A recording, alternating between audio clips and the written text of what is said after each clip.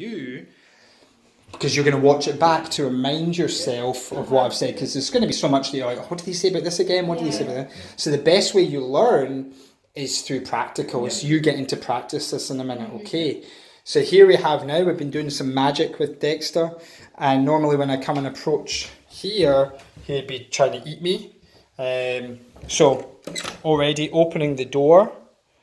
Still, Dexter and I are still not pals yet. He still doesn't want to be my friend, but he's not meeting me by eating me, which is much, much safer for me, and it's safer for him. So he's just learning already to more things he's uncomfortable with. He's learning a different way to cope with them, which is avoid them rather than eat them. Yeah. Okay? So dogs will go through 4 stages when they're meeting something. They will either fight, flight, avoid, or submit. Your dog's problem is when he was uncomfortable with people coming in his space or people coming in his home, he dealt with it by fighting it away. Yeah. And now we're not allowing that as an option. Yeah. So I burst that bubble and went, no, you can't meet me by eating me. So then he didn't really go into flight. He kind of just went straight to avoidance. Mm-hmm. Okay? And this is now avoidance, whereas I'm here, but I'm not very comfortable. Mm-hmm. And I'm going, you weren't comfortable beforehand. You just dealt it with your Ned tracksuit on, right?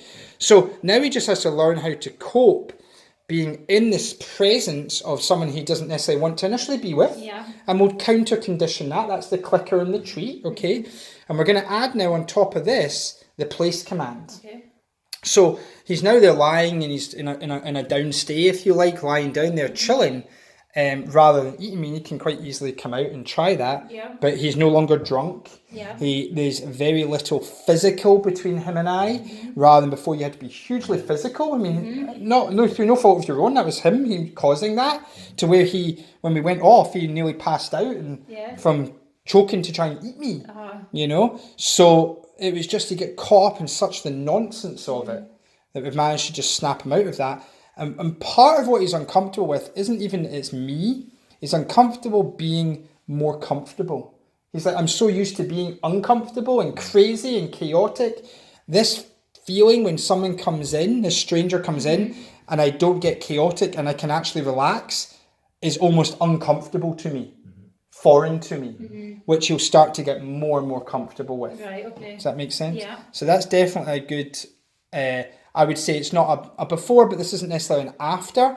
We're not quite finished yet. Yeah. This is the big middle ground. Okay. But this already now has made it safe for people coming in your home. You could already cope with that right now. Yeah. And nothing bad has happened to him. We've just stopped what he normally does. We've just taken the bottle of alcohol off him and he's the alcoholic.